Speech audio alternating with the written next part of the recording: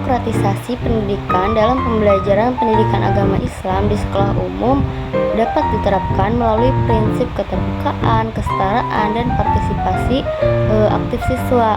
Nah, guru PAI perlu menciptakan suasana pembelajaran yang inklusif dan toleran, mendorong siswa untuk berpikir kritis, serta memberikan akses pembelajaran yang adil tanpa diskriminasi. Nah, dalam konteks era digital ini, prinsip ini menghadapi sejumlah tantangan seperti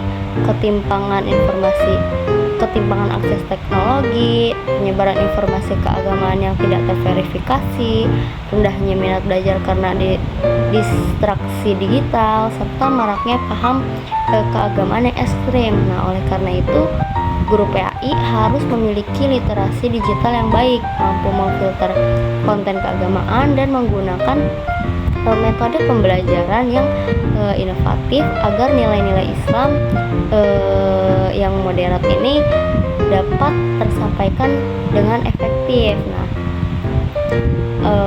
prinsip demokratisasi dalam pendidikan agama Islam ini sangatlah penting untuk menumbuhkan generasi yang religius, toleran, dan berpikir terbuka. Ibnu Khaldun memandang pendidikan sebagai proses bertahap yang menggabungkan perkembangan akal pemikiran dan adab. Pandangan ini sangat selaras dengan kurikulum Merdeka yang menekankan pembelajaran yang sesuai dengan tahap perkembangan siswa, penguatan karakter, dan kebebasan belajar. Dalam pembelajaran pendidikan agama Islam di SMP, sintesis ini bisa diterapkan dengan menyusun materi dari yang mudah ke yang sulit. Nah, bisa juga mengajak siswa berpikir kritis sekaligus menanamkan nilai-nilai moral, serta menggunakan metode aktif seperti diskusi, proyek sosial, dan refleksi diri. Misalnya, saat membahas zakat, siswa tidak hanya belajar rumusnya saja, tetapi juga mengetahui dampaknya terhadap kehidupan sosial. Nah, dengan cara ini siswa jadi tidak hanya cerdas secara intelektual, tetapi juga berakhlak mulia, berakhlak baik.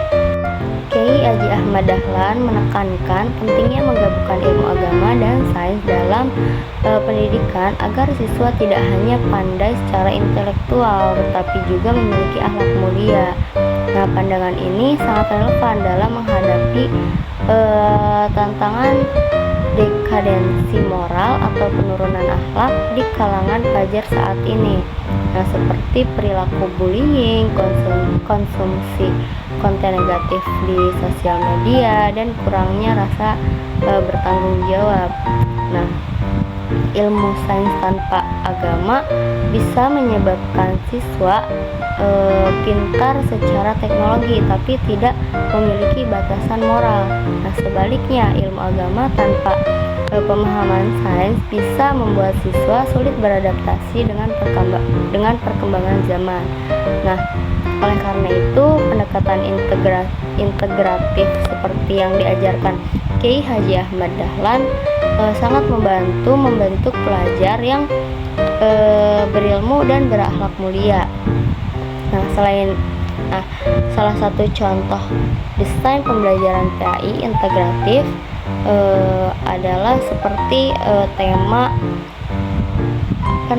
menjaga lingkungan dalam Islam. Nah, dalam pembelajaran ini siswa diajak memahami dalil-dalil Al-Quran tentang menjaga alam. Misalnya pada Quran surat Al-A'raf ayat 56 dan Quran surat Arum ayat 41. Nah, lalu dikaitkan dengan pengetahuan sains tentang kerusakan lingkungan, polusi, dan perubahan iklim.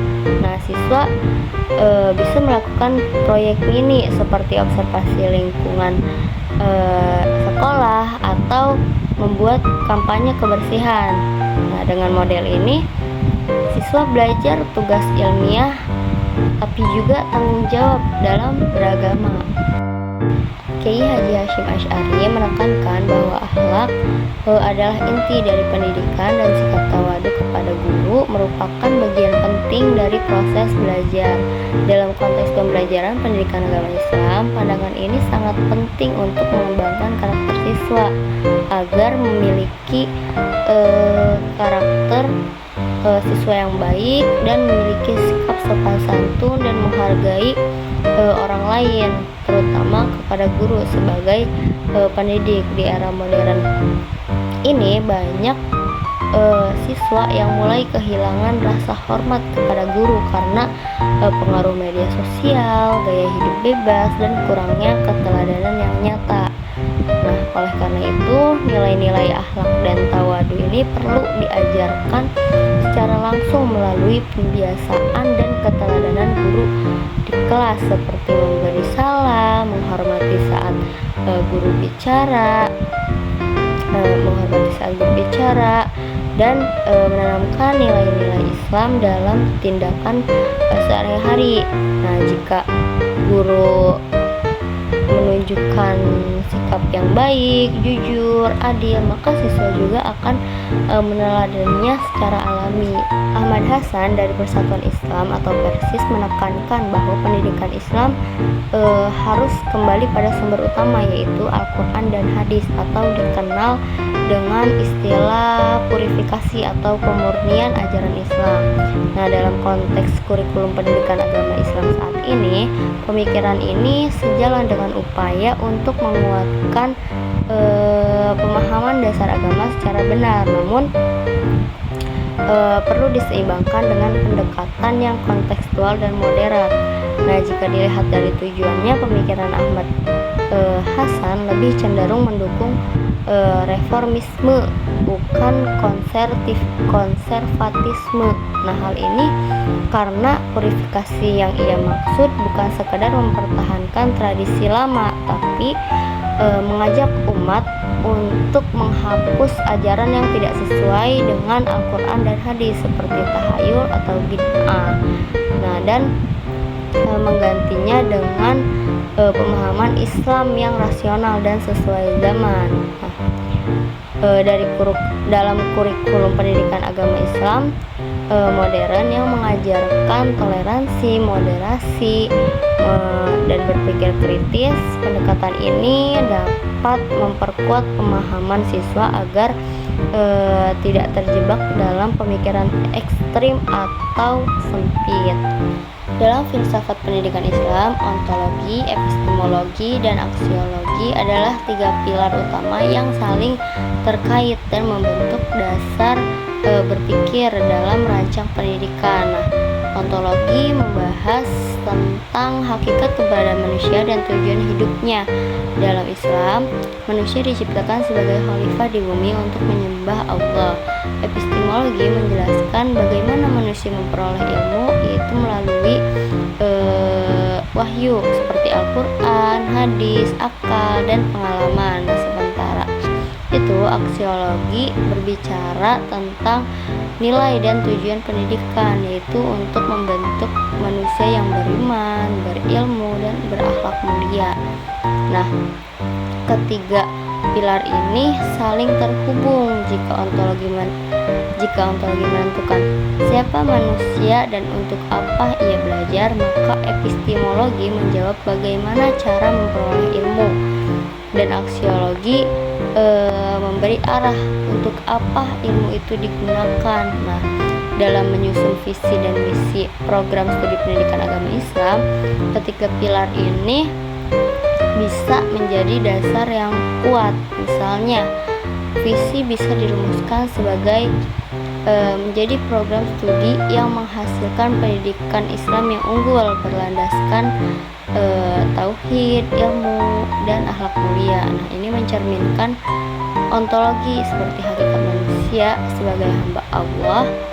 Lalu epistemologi atau berbasis pada wahyu dan akal, dan aksiologi atau tujuan pendidikan yang bernilai ibadah dan kemanfaatan sosial. Nah, sedangkan misi bisa berisi upaya-upaya seperti menyelenggarakan riset keislaman berbasis nilai-nilai wahyu dan membina karakter mahasiswa agar menjadi pendidik yang inspiratif dan beretika. Nah, dengan demikian filsafat pendidikan Islam ini tidak hanya menjadi teori, tetapi juga menjadi panduan praktis dalam merancang arah pemikiran, arah pendidikan agama Islam. Syed Naqib Al-Athos memperkenalkan konsep ta'dib, yaitu pendidikan yang berorientasi pada pembentukan akhlak mulia dan kesadaran akan tanggung jawab manusia kepada Allah. Menurut Al-Athos, tujuan utama pendidikan Islam bukan hanya mencerdaskan akal, tetapi juga menanamkan adab, ilmu, dan keadilan secara seimbang dalam diri peserta didik. Nah, jika dibandingkan dengan tujuan pendidikan nasional Indonesia yang bertujuan mencerdaskan kehidupan bangsa dan membentuk manusia beriman, bertakwa, dan berakhlak mulia, seperti dalam Undang-Undang Nomor 20 Tahun 2003. Maka konsep ta'dib sangat relevan karena sama-sama menekankan aspek karakter dan nilai moral. Meskipun konsep Al-Athos lebih menekankan pada tanggung jawab spiritual dan adab sebagai pusat pendidikan. Nah, dalam penyusunan RPP mata pelajaran pendidikan agama Islam, konsep ta'dib ini bisa diterapkan dengan memasukkan tujuan pembelajaran yang tidak hanya menargetkan aspek kognitif, tetapi juga aspek efektif dan spiritual.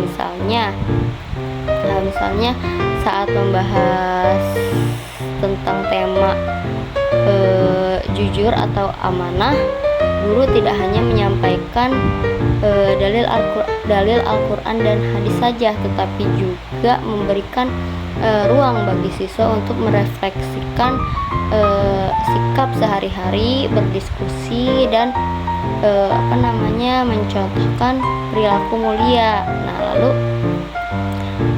evaluasi pun tidak hanya soal ujian, tetapi bisa melalui jurnal sikap atau proyek karakter.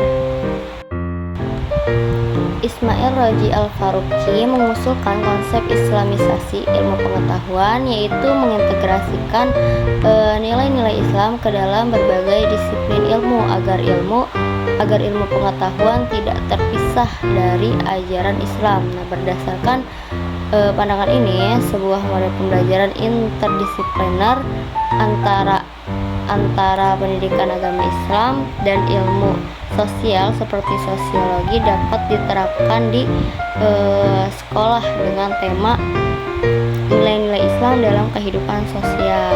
Nah, dalam model ini siswa belajar tentang konsep sosial dalam Islam, misalnya tentang keadilan, tolong menolong, terus solidaritas. Nah, itu yang diambil dari ajaran Al-Quran dan hadis. Kemudian dikaitkan dengan teori-teori sosiologi tentang struktur sosial, fungsi masyarakat, dan perilaku sosial. Nah, contohnya ketika membahas masalah kemiskinan, siswa diajak memahami ajaran zakat dan sedekah sebagai solusi agama, sekaligus melihat bagaimana ekonomi dan struktur sosial mempengaruhi kemiskinan. Nah, dengan cara ini siswa tidak hanya memahami nilai-nilai agama, tetapi juga melihat penerapan nyata dalam kehidupan sosial dan ekonomi. Nah, dengan pendekatan interdisipliner ini membantu siswa berpikir kritis, holistik, dan mengaplikasikan ilmu secara kontekstual sesuai dengan ajaran Islam.